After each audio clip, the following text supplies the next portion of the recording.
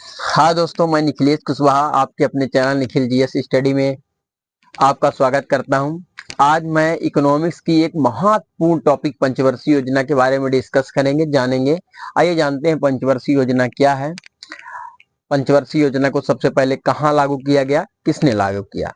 तो पंचवर्षीय योजना को सबसे पहले 1928 में यूएसएसआर में जोसेफ स्टैलिन नामक व्यक्ति के द्वारा लागू किया गया। हालांकि ये पंचवर्षीय योजना फिर भारत चाइना हर जगह लागू हो गई और इसे अपनाया गया। फायदे भी रहे इसके कि भाई हमने अगले 5 साल के लिए टारगेट फिक्स कर लिया कि हमको यहाँ इतना खर्चा करना है, ये काम कर लेना है, इतनी ग्रोथ रेट रखनी है, तो ये सारी अच्छी थी और योगदान भी हुआ भारत में विकास का पंचवर्षीय योजना का। सबसे पहले 1951 में नेहरू जी की सरकार में तभी से लागू कर दिया गया था। पहली पंचवर्षीय योजना 1951 से 56 तक चली। हालांकि हमारा देश, एक बात है कि हमारा देश जब अंग्रेजों ने ऑफिशियल तौर पर बोल दिया कि हमारा देश 1948 को आजाद हो जाएगा भाई, तो ऐसी क्या वजह थी कि हमारा देश को अंग्रेजों ने 1947 में ही छोड़ के चले गए? आप गांधी को नरम दल वाले समझते होंगे। हाँ, मैं मानता हूँ कि गांधी जी नरम दल के थे। अब हम हिस्ट्री में आ गए, बड़ी लंबी कहानी हो जाएगी। फिर नरम दल, गरम दल, फिर गांधी, नेताजी सुभाष चंद्र बोस, चंद्रशेखर जी को, और फिर इरविन को घुसाना पड़ेगा क्योंकि उसने भगत सिंह को फांसी दे दिया था। गोलमेज सम्मेलन, फिर सत्याग्रह, बहुत सारी चीजें, फिर वहां लंबा समय लग जाएगा। पर अब आज समझते हैं पंचवर्षीय योजना के बारे में। पंचवर्षीय योजना का मुख्य उद्देश्य यह था कि अगले 5 वर्षों का हमें टारगेट फिक्स कर लेना है कि इस क्षेत्र में हमें इतना खर्चा करना है और कहाँ कमी है, किस क्षेत्र को हमें बढ़ावा देना है। तो ये सब प्लान किया जाता था पंचवर्षीय योजना में। पहली पंचवर्षीय योजना आई 1951 में, 1956 तक रही। पंडित जवाहरलाल नेहरू जी की सरकार थी और ये हैरोल्ड डोमर मॉडल पर आधारित थी। अभी 12वीं पंचवर्षीय योजना तक इतना ही जानते हैं, थोड़ा थोड़ा, फिर हम और डिस्कस में बताएंगे। इसके बाद आती है दूसरी पंचवर्षीय योजना, 1956 से 1961 तक चलती है। ये महान लोविस मॉडल पर आधारित है। और इसके बाद आती है, यहाँ भी पंडित जवाहरलाल नेहरू की ही सरकार थी। और इसके बाद आती है तीसरी पंचवर्षीय योजना, 1961 से 1966 तक चलती है। और 1966 तक चलती है, लेकिन हम ये जो तीसरी पंचवर्षीय योजना है, इसे हम असफल पंचवर्षीय योजना के रूप में देखते हैं। ये इस ऐसे लाया गया था कि भाई हमें आत्मनिर्भर भारत बनना है, इस उद्देश्य से लाया गया था। पर हम लोग इसे असफल पंचवर्षीय योजना के नाम से जानते हैं क्योंकि 1962 में भारत चाइना युद्ध हुआ, भारत चीन युद्ध। कहने के तो हिंदी चीनी भाई भाई, पर ऐसा नहीं हुआ है। हिंदी चीनी भाई भाई नहीं है भाई। चाइना व्यापार के मामले में बहुत आगे है और चाइना को कभी अपना सगा नहीं समझना चाहिए। भारत तो कहता है कि पहले इस्तेमाल करें फिर विश्वास करें अपनी बनाई वस्तुओं पर चाइना ऐसा नहीं कहता है। चाइना कहता है पहले लो, इस्तेमाल करो, खराब निकली तो फिर से ही मेरे पास आओ और फिर से लो, फिर से इस्तेमाल करो। चीजें सस्ती देता है। और ड्रोन देख लीजिए, कैमरा, शादियों का कैमरा भी, हमारे देश का दुर्भाग्य है कि शादियों का कैमरा भी चाइना से आता है। खैर वो छोड़िए, चलिए आगे बात करते हैं। तो तीसरी पंचवर्षीय योजना असफल इसलिए रही क्योंकि 1962 में भारत चाइना युद्ध, 1965 में भारत पाकिस्तान युद्ध। पाकिस्तान को तो क्या कहें, वो तो हमें आतंकवाद लगता है। पाकिस्तान का नाम लेना गलत है, पाकिस्तान को आतंकवाद नाम रख लेना चाहिए अपना खुद का। फिर 1965-66 में सूखा पड़ा, अकाल देखना पड़ा। तो ये सब कई कारण हैं जिससे तीसरी पंचवर्षीय योजना असफल रही। और ये जो तीसरी पंचवर्षीय योजना थी, इसका जो मतलब टारगेट रखा था 5.6% का, तो वो उतना अचीव नहीं कर पाई। वो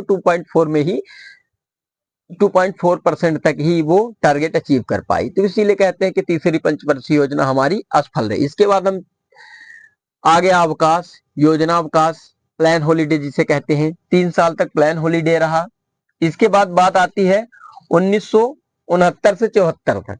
1969 से 74 तक चौथी पंचवर्षीय योजना रही, गाडगिल मॉडल पर आधारित थी। चौथी पंचवर्षीय योजना। अब हम आगे चलते हैं पांचवी पंचवर्षीय योजना के बारे में।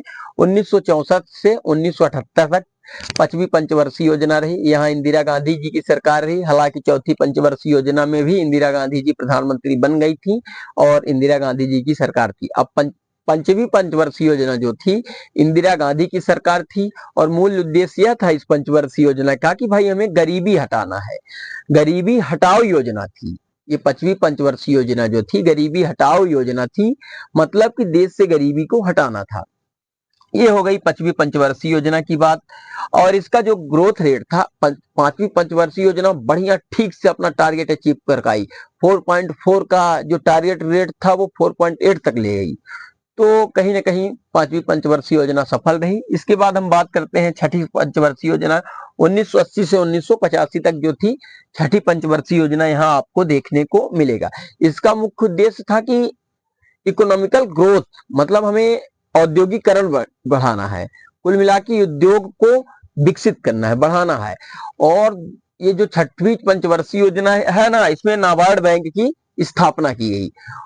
1982 में नाबार्ड बैंक की स्थापना की गई और इसका जो ग्रोथ रेट था, मतलब इसका जो टारगेट था 5.2 था, तो ये 5.7 अचीव की। हालांकि छठवीं पंचवर्षीय योजना भी हम कहेंगे ये सफल रही। इंदिरा गांधी जी की सरकार थी और छठी पंचवर्षीय योजना भी सफल रही। और ये जो चौथी पंचवर्षीय योजना है ये सफल नहीं रही, क्योंकि इसका जो 5.6 का टारगेट था तो ये 3.3 तक ही मतलब ग्रोथ रेट अचीव कर पाई। तो ये हम कह सकते हैं कि चौथी पंचवर्षीय योजना भी असफल रही। इसके बाद हम पांचवी की बात कर लिए, छठवीं की बात कर लिए। अब हम बात करते हैं सातवीं पंचवर्षीय योजना। 1985 से 90 तक, 1985 से 1990 तक ये सातवीं पंचवर्षीय योजना रही।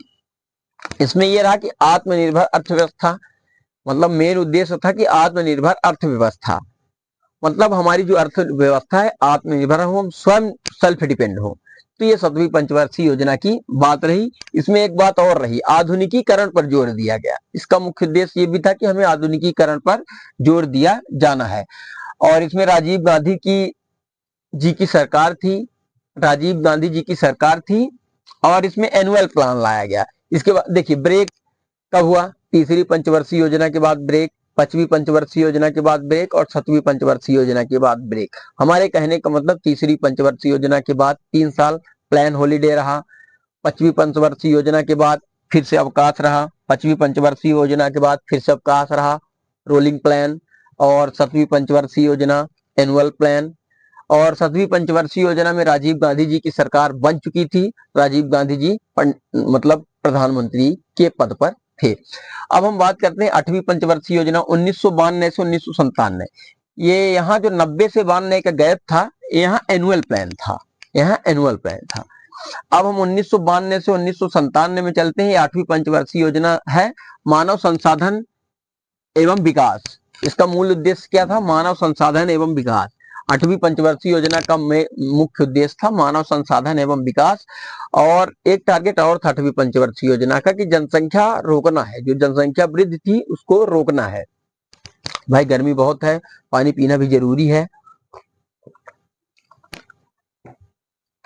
रात का समय है, हम वीडियो बना रहे हैं, फिर भी गर्मी बहुत है यहाँ। तो हम कहाँ बात कर रहे थे, आठवीं पंचवर्षीय योजना 1992 से 97 मानव संसाधन एवं विकास पर जोर दिया गया। और जनसंख्या जो बढ़ रही थी उस पर नियंत्रण करना मेन मुख्य उद्देश्य यह था आठवीं पंचवर्षीय योजना का कि भाई जनसंख्या भारत में बहुत बढ़ रही है, तो इसको कंट्रोल कैसे किया जाए। तो कई लाभ दिए गए लोगों को लुभावने कि भाई आपको ये फायदा होगा, 2 ही बच्चे अच्छे, तो अगर आपके 2 बच्चे हैं या 2 बच्चियां हैं या एक बच्चे एक बच्ची है तो आपको गवर्नमेंट के द्वारा ये लाभ दिया जाएगा या इतनी रकम आपको दी जाएगी। तो अब बात करते हैं 9वीं पंचवर्षीय योजना 1997 से 2002 तक। 1997 से 2002 तक ये हमारी 9वीं पंचवर्षीय योजना चली। इसमें न्याय और समानता की बात मुख्य उद्देश्य था। न्याय और समानता, जस्टिस एंड इक्वलिटी। न्याय और समानता का मुख्य उद्देश्य यह था कि हमें भाई सबको न्याय मिलना चाहिए और सबको समान न्याय मिलना चाहिए, गरीब हो अमीर हो। देखिए भाई हमारा ये बंद भी हो जाता है, ब्लूटूथ पर चालू है अभी फिलहाल। तो ये जो 9वीं पंचवर्षीय योजना है, इक्वलिटी एंड जस्टिस पर मुख्य उद्देश्य ये था कि इक्वलिटी एंड जस्टिस, सबको समान न्याय मिले और सब में समानता रखी जाए। भाई जो अमीर है, जो गरीब है, सबको न्याय जो है बराबर स्तर पर मिलना चाहिए, सबको न्याय मिलना चाहिए। अब हम बात करते हैं यहाँ जो 8वीं पंचवर्षीय योजना है, पीवी नरसिम्हा राव जी सरकार में थे। 1992 से 1997 तक 8वीं पंचवर्षीय योजना चली। और इसके ठीक पहले आप देखिए 1991 में पीवी नरसिम्हा राव जी की ही सरकार थी और वित्त मंत्री हुआ करते थे। उस समय हुआ करते नहीं थे, उनको बनाया गया था जबरन उनसे निवेदन करके, भाई आप वित्त मंत्री बन जाइए, आप फाइनेंस मिनिस्टर बन जाइए। किनको? मनमोहन सिंह जी को। क्योंकि वो इतने बड़े, मनमोहन सिंह के दिमाग को भाई क्या ही कहें। वो हालांकि जब तक वो प्रधानमंत्री थे वो रबर स्टैंप की तरह कार्य करते रहे, उनको बैठाया बस गया था, कार्यभार सब हमको लगता है सोनिया गांधी जी संभाल रही थी, पर हम ऐसा नहीं कह सकते। वो हमारे देश के प्रधानमंत्री थे, उन्होंने बहुत अच्छा कार्यकाल संभाला। और वास्तव में जो मनमोहन सिंह जी थे बहुत बड़े अर्थशास्त्री थे। मनमोहन सिंह जी के अंदर ज्ञान का भंडार है दरअसल। तो उन्होंने 1991 में जब आर्थिक मतलब संकट आया था देश में, तो मनमोहन सिंह जी ने आर्थिक सुधार किया। 1991 के आर्थिक सुधार को आप कभी टाइम मिले तो पढ़िएगा। फ्यूल खत्म हो गया था देश का सोना गिरवी रखना पड़ा था, बेचना पड़ा था, तब जाके उस समय आप जाके आपको समय मिले 10-15 मिनट कभी यूट्यूब पे एक वीडियो देख लीजिएगा किसी की 1991 के आर्थिक सुधार, तो आपको पता चल जाएगा। अब हम आगे बढ़ते हैं। 1997 से 2002 तक ये 9वीं पंचवर्षीय योजना रही। हमने बता दिया इस पे इक्वलिटी एंड जस्टिस का मुख्य उद्देश्य रखा गया, सबको समान न्याय समानता सब में होनी चाहिए, ये रखा गया। अब हम बात करते हैं 10वीं पंचवर्षीय योजना। अब 10वीं पंचवर्षीय योजना हम कह सकते हैं कि अटल बिहारी वाजपेयी प्लस मनमोहन की सरकार, मनमोहन जी की सरकार, अटल बिहारी वाजपेयी जी और मनमोहन जी की सरकार। अब हम बात 9वीं पंचवर्षीय योजना की करते हैं। 1997 से 2002 तक चली। इसमें हमने बात कर लिया जस्टिस और इक्वलिटी की। मुख्य उद्देश्य रखा गया कि भाई सबको समान न्याय मिलना चाहिए और सबको समानता का अधिकार है। इसके बाद हम 10वीं पंचवर्षीय योजना की बात करेंगे। 2002 से 2007 तक। बैटरी हमारे फोन की कम है, इसलिए हम जल्दी से इसको निपटा के समाप्त कर देते हैं। 2% बैटरी है, कहीं खत्म हो जाएगी टॉपिक अधूरा रह जाएगा।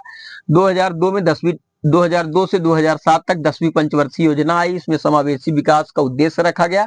8.1% टारगेट रखा गया, तो 7.4% अचीव हुआ, टारगेट पूरा कर पाए। इसका मतलब हम यह कह सकते हैं कि ये जो हमारी 10वीं पंचवर्षीय योजना थी ये भी बिल्कुल सफल रही। इसके बाद आती है 11वीं पंचवर्षीय योजना। जो 10वीं पंचवर्षीय योजना है उसमें अटल बिहारी वाजपेयी प्लस मनमोहन जी की सरकार हम कह सकते हैं। दोनों ही बड़े विद्वान व्यक्ति। अटल बिहारी वाजपेयी को भी सत नमन करो भाई, उन्होंने देश जी को भी भाई सत नमन करो, उन्होंने देश के लिए क्या क्या नहीं किया। और मनमोहन सिंह जी के बारे में तो पूछिए मत भाई, बहुत बड़े अर्थशास्त्री थे, ज्ञान का भंडार है उनके पास, ज्ञान का सितारा है उनके पास। अब चलते हैं 11वीं पंचवर्षीय योजना। 2007 से 2012 तक रही। तीव्र अधिक समावेशी विकास, इसका मुख्य उद्देश्य यह था कि तीव्र समावेशी विकास हो, तीव्र समावेशी विकास हो। अब हम जल्दी जल्दी इसलिए बोल रहे हैं क्योंकि हमारे फोन की बैटरी कम है और हमको जल्दी से ये टॉपिक खत्म करना है। अब 12वीं पंचवर्षीय योजना 2012 से 2017 तक चलनी थी, बट इसका जो उद्देश्य था तेज अधिक समावेशी सतत विकास, मतलब निरंतर तेज विकास होता रहे, तीव्र विकास होता रहे। अब ये बीच में नीति आयोग आ गई। हालांकि ये जो योजना मतलब पंचवर्षीय योजना थी वो 2014 में समाप्त कर दी गई। 1 जनवरी 2015 में नरेंद्र मोदी की सरकार द्वारा नीति आयोग का गठन किया गया और देश में नीति आयोग लागू हो गई। अब नीति आयोग के बारे में हालांकि हम 10-15 मिनट चर्चा कर लेते, पर अभी फोन की बैटरी कम है, गर्मी भी बहुत ज्यादा है, देख ही रहे हैं पसीना चल रहा है हमारे, तो हम अपने वीडियो को यहीं पे रोकेंगे, वरना कुछ और बात करनी थी नीति आयोग के बारे में। हालांकि नीति आयोग का जो अध्यक्ष होता है, नीति आयोग का जो अध्यक्ष होते हैं वो हमारे प्रधानमंत्री जी हैं, नरेंद्र मोदी जी। और हम कुछ बात करना चाहते थे और रुक गए, टॉपिक को जल्दी खत्म करना था।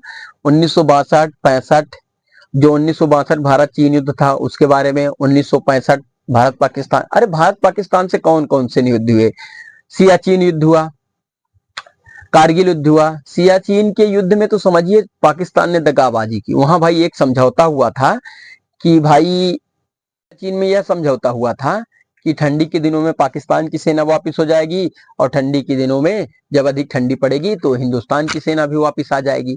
लेकिन पाकिस्तान ने यहाँ दोगलई की।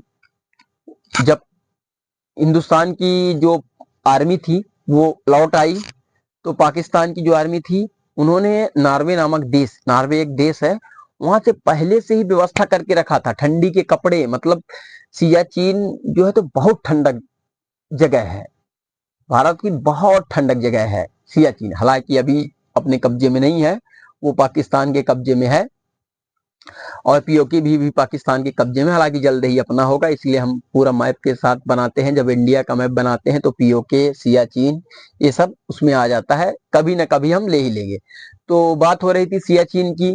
तो जब हिंदुस्तान की जो फौज थी लौट आई ठंडी के दिनों में, पाकिस्तान की फौज लौट गई, लेकिन यहाँ दुगलई की, पाकिस्तान की फौज दुगलई की, डबल से आ गई। और नार्वे नामक देश है, नार्वे नामक देश में ऐसे कपड़े बनते थे जो ठंडियों के दिनों में लड़ाई के लिए, मतलब लड़ाई के अनुकूल थे। तो भाई पाकिस्तान ने पहले से ऑर्डर लेके रखा था और कपड़े मंगवा लिया था और वहां युद्ध के स्थान में सियाचिन में आ गया पाकिस्तानी फौजी। जब हिंदुस्तान के प्रधानमंत्री गए भाई नॉर्वे, बोले भाई हमको कपड़ा बनवाना है, ऑर्डर करना है। तो नॉर्वे नामक देश कहा कि भाई हम कपड़ा नहीं दे सकते क्योंकि हमारे पास ऑलरेडी इतने ऑर्डर पड़े हुए हैं। तो भाई भारत के प्रधानमंत्री जी ने पूछा कि सबसे ज्यादा ऑर्डर कहाँ गए, तो उन्होंने कहा पाकिस्तान। अरे अपने लिए तो संकट का विषय हो गया कि साला पाकिस्तान क्या करेगा। लेकिन पाकिस्तान वो कपड़े पहन कर आया और वहां डट गए। हमारे फौजी एकदम बिल्कुल परेशान, लेकिन इसी ड्रेस में चले गए, या जर्सी कोट पहन के चले गए हिंदुस्तान के, बिल्कुल खाए पिए। आप उनको तो देखते होंगे, पगड़ी पंजाबी। हमारे सिख भाई इतने लंबे होते हैं भाई, चार चार चाइनीज चार पंजाबी सेना सैनिक है, इतने लंबे हट्टे कौड़े चौड़े होते हैं भाई, इसी को हेल जाएंगे। पाकिस्तान के 4 को तो ऐसे फेंक देंगे, चाइना वालों को तो समझो उसको 10 को मुरघोट देंगे हमारे पंजाबी सैनिक। तो ये लोग सब चले गए यही इन्हीं कपड़ों पे। तो सारे लोग मतलब लेटे हुए थे, सोए हुए थे। उनमें से एक फौजी जग रहे थे, तो उन्होंने देखा कि पाकिस्तान की तरफ से फायर हो रही, तो इन्होंने अपनी तरफ से फायर किया, 3-4 पाकिस्तानियों को मार डाले और उनके सीने में भी गोली लगी। वो मतलब वो भी शहीद हो गए। तो और जो अपनी सेना थी वो जग गई कि भाई क्या हुआ। उन्होंने देखा कि पाकिस्तान फौजी मतलब हमारे ऊपर वार कर रही है, तो ले धनाधन हिंदुस्तान फौजी ने फायरिंग की और जाके उन्हीं पाकिस्तानियों के जो नार्वे से कपड़े बने थे उनको पहन के, और हमारे जो मुसलमान भाई फौज में थे वो जब नमाज पढ़ रहे थे तो पाकिस्तान की सरकार ऊपर से हवाई जहाज से खाना भेज रही थी कि भाई ये तो हमारे सैनिक हैं, मतलब नमाज पढ़ रहे हैं हमारे सैनिक है, लेकिन ये हिंदुस्तानी सैनिक थे। तो भाई पाकिस्तानी सैनिक मारे गए थे, ऊपर से खाना आ रहा था हवाई जहाज से कि भाई सेना को खाना, पाकिस्तानियों सेना को खाना पहुंचाया जाए। लेकिन अब हमारे सैनिक ने ऐसा किया था कि भाई उनके कपड़े उतार लिए थे, उनको नंगा पुंगा कर दिया था। मतलब वो मर गए थे फिर भी उनके कपड़े उतारी बढ़िया पहन लिए। और फिर अब हालांकि अब वीडियो इसके बारे में चर्चा करने लगेंगे तो बहुत लंबी कहानी हो जाएगी। हमारी बैटरी खत्म हो गई है फोन की, और तो हम अपने वीडियो को यहीं तक रोकते हैं और आपको धन्यवाद देते हैं कि आप अगर हमारी यहाँ तक वीडियो देखे हैं तो आपको अच्छा लगा होगा। अगर आपको अच्छा लगा है तो प्लीज जाके सब्सक्राइब कर लीजिएगा, और तो तुम्हारे भाई का भी उत्साह जिसे कहते हैं वो बढ़ेगा, तो हम और वीडियो बनाएंगे। और आप लाइक भी कर दीजिएगा अगर हमारी वीडियो आप देख ही लिए हैं